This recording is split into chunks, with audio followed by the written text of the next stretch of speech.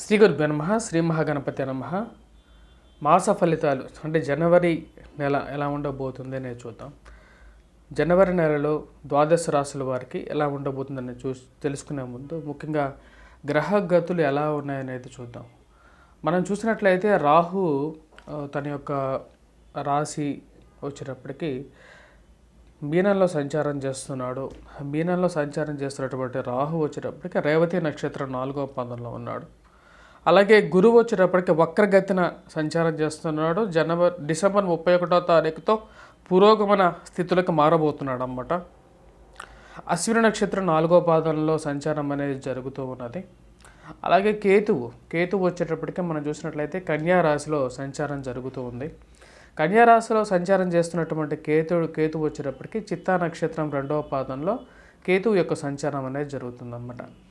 రవి మనం చూసినట్లయితే పూర్వాషాఢ నక్షత్రం ముందు మనం చెప్పాలి అంటే ధనుసు రాశిలో ఉంటాడు.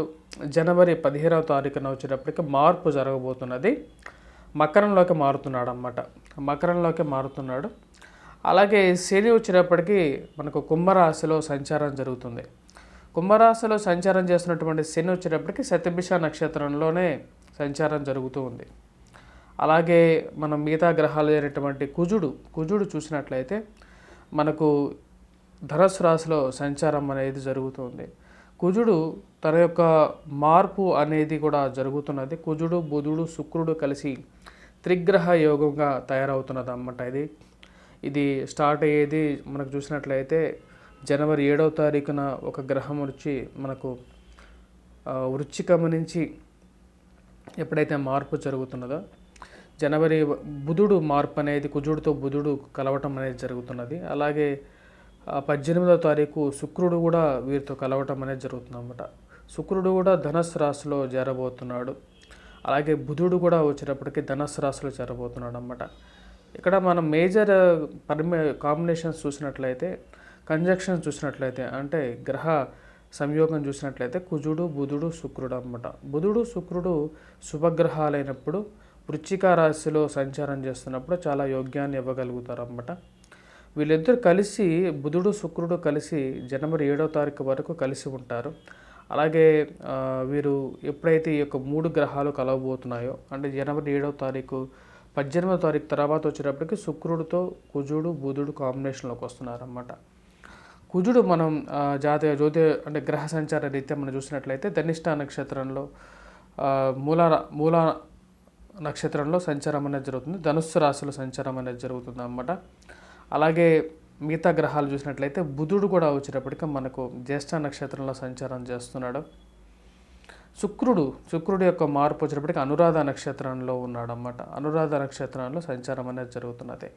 ఇక్కడ మన మేజర్ కాంబినేషన్ చూసినట్లయితే ఇక కుజుడు, బుధుడు, శుక్రుడు యొక్క కాంబినేషన్ అనేది ఈ యొక్క రాబోతున్నటువంటి జనవరి మంత్లో కొద్ది ఇంపాక్ట్ అనేది చాలా ఎక్కువగా ఉండబోతుంది. రవి చాలా మంచి యోగంలోకి వచ్చాడనమాట. మకర సంక్రమణం అనేది జనవరి 15వ తారీఖున జరుగుతున్నది.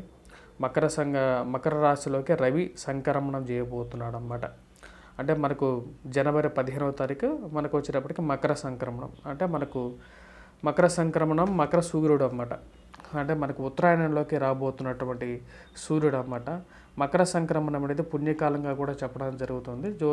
జ్యోతిష్యరిస్తేనే కాదు మన మకర సంక్రాంతి అనేది మనకు తెలుగు ఇళ్లలో అంటే ఆంధ్ర, తెలంగాణలో మరియు అలాగే సౌత్ స్టేట్స్లో ముఖ్యంగా తమిళనాడులో కూడా చాలా విశేషంగా జరుపుతారన్నమాట. ఇక్కడ మకర సంక్రాంతికి ఒక ముఖ్యమైనటువంటి జ్యోతిష్యరీత్యా మనం చూసినట్లయితే ఇక్కడ ఉత్తరాయణ నుంచి దక్షిణాయనాన్ని కంప్లీట్ చేసుకుంటూ కరెక్ట్గా తను రవి యొక్క మార్పు అనేది ఉత్తరాయణంలోకి వస్తున్నాడు అన్నమాట. ఉత్తరాయణంలోకి స్టార్ట్ అవబోతున్నాడు. ఈ యొక్క అప్ టు మనం చూస్తుంటే కన్యా రాశిలోకి సంక్రమణం ఎప్పుడైతే చేస్తాడో దక్షిణాయనం అనేది మనకు మొదలవుతుంటుంది అన్నమాట. రవి ఎప్పుడైతే ఇక్కడ మారుతాడో అలాగే మకర సంక్రమణం తర్వాత మనకు వచ్చేటప్పటికి ఉత్తరాయణం రాబోతుంది. తెలుగు పండగలు ఏవైతే ఉన్నాయో అవి చాలా వరకు మనకు ఉత్తరాయణం తర్వాతే అంటే రవి ఎప్పుడైతే మకర సంక్రమణం చేస్తాడో అప్పటి నుంచే మనకు స్టార్ట్ అవుతుంది అన్నమాట. తమిళనాడులో కూడా ఇక పొంగల్ని ఎక్కువగా చాలా విశేషంగా కూడా జరుపుకుంటారు. ఈ యొక్క మకర సంక్రమణం పుణ్యకాలంలో వచ్చేటప్పటికి నెక్స్ట్ ఇయర్ ఎటువంటి పాడి పంటలు వెయ్యాలి అని చెప్పేసి రైతులు కూడా దాని గురించి నిర్ణయం తీసుకోవటం అనేది జరుగుతుంటుంది. మకర సంక్రమణ పురుషుడు యొక్క లక్షణాన్ని పెట్టేసేసి తదుపరి సంవత్సరంలో ఎటువంటి ఫలితాలు రాబోతున్నాయి అనేది చెప్పే సిద్ధాంతం అనేది కూడా మనకు జ్యోతిష్యరీత్యా కూడా ఉందన్నమాట. సో దాని తగినట్లుగా మనకు ఫలితాలు అనేవి ఉంటూ ఉంటాయి. ఇప్పుడు మనకు ద్వాదశ రాశుల వారి మీద ఈ యొక్క రాబోతున్నటువంటి నూతన సంవత్సర శుభాకాంక్షల్లో ఎటువంటి ఫలితాలు రాబోతున్నాయి, జనవరి మంత్ అనేది ఎలా ఉండబోతుంది ద్వాదశ రాశుల వారికి అనేది చూద్దాం. కర్కాటక రాశి వారికి ఈ యొక్క నెల ఎలా ఉందనేది చూద్దాం. కర్కాటక రాశి వాళ్ళు మనం గమనించినట్లయితే కేతువు చాలా మంచి స్థానంలో ఉన్నాడనమాట. ఈ యొక్క రాశి వారికి వచ్చేటప్పటికి ధైర్యంతో చేసే ఎటువంటి ఫలితమైనా సరే వారు కంపల్సరీగా విజయాన్ని అయితే పొందగలుగుతారు. మరియు అలాగే మనం చూసినట్లయితే శుక్రుడు, బుధుడు, కుజుడు ఈ యొక్క 3 గ్రహాలు అన్నమాట. ఈ 3 గ్రహాలు కలిసి షష్టమంలోకి మారబోతున్నాయి. తద్వారా వచ్చేటప్పటికి ఉద్యోగపరంగా, వ్యాపారపరంగా, రాజకీయ పరంగా అన్ని పరాలుగా వచ్చేటప్పటికి వీరికి అనుకూలంగా ఉంటుందన్నమాట. అది ఎప్పటి వరకు అంటే 15వ తారీఖు వరకు చాలా అనుకూలమైనటువంటి కాలం ఎక్కువగా ఉంటుందన్నమాట. అంటే మనీ, ఫైనాన్షియల్ ఫ్లో అనేది అనుకూలంగా ఉంటుంది. రాజకీయ పరంగా కూడా అనుకున్నటువంటి స్థాయికి వెతకగలుగుతారు. ఉద్యోగపరంగా కూడా, వ్యాపార పరంగా కూడా రాగలుగుతారు అన్నమాట 15వ తారీఖు వరకు.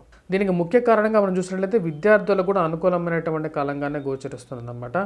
పంచమంలో ఉన్నటువంటి శుక్రుడు, బుధుడు ఇద్దరు కలిసి 7వ తారీఖు వరకు కలిసి ఉంటారు. 18వ తారీఖు తర్వాత శుక్రుడు కూడా ఉంటాడు అన్నమాట.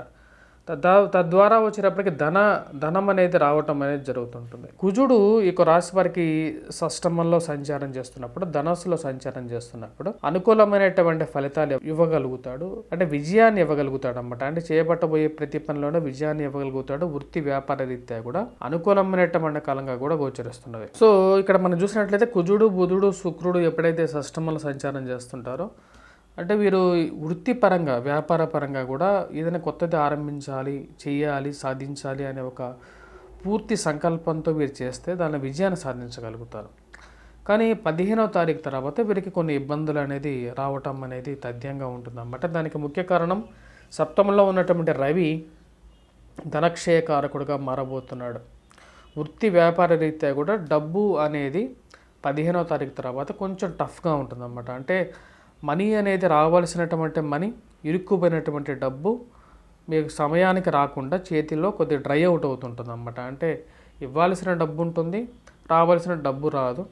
దానికి తోడు శరీరంలో వేడి, భేదాభిప్రాయాలు, అంటే ఒకరి మీద ఒకరు మీరు ఎంత క్లియర్గా చెప్పినా సరే వీరికి కొద్దిగా మిస్అండర్స్టాండింగ్స్ చేయగలుగుతాడు. అలాగే ఆరోగ్య రీత్యా కూడా 15వ తారీఖు తర్వాత బాడీలో హీట్ అనేది ఎక్కువగా పెరగటం, హీట్తో పాటు హెల్త్ రిలేటెడ్గా జ్వరపీడతం రావడానికి ముఖ్య కారకంగా ఉంటుందన్నమాట. ఎందుకంటే మనం చూసినట్లయితే రవి మకరంలోకి ఎప్పుడైతే ప్రవేశిస్తాడో 15వ తారీఖు అంటే ఎప్పుడైతే మనకు రాబోతుందో కరెక్ట్గా 90 డిగ్రీస్ యాంగిల్లోకి రవి చూస్తున్నది కర్కాటక రాశిని చూస్తున్నాడు అన్నమాట.